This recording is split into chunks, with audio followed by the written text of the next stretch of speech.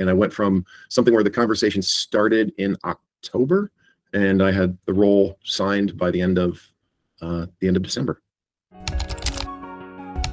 Two things where your team really provided benefits were not only like bringing me up to speed and sort of pulling forward, well, what did you do, for the last 17 years? Like, let's talk about how do we make that simple so people can appreciate, the impact you had, one, and then two, it's one thing to be able to read it.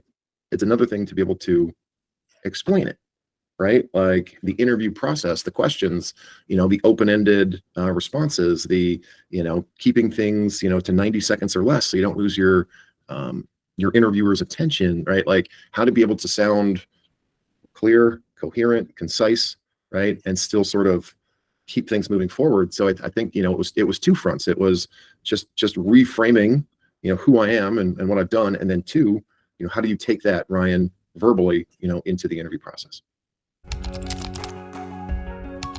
It just feels better. It reads better. It seems more direct. I like the format better.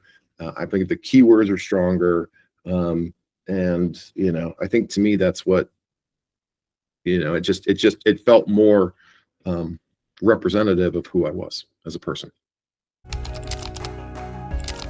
You were, extremely punctual, like very clear on how this, this new world operates with resumes and LinkedIn profiles and cover letters and keywords to use.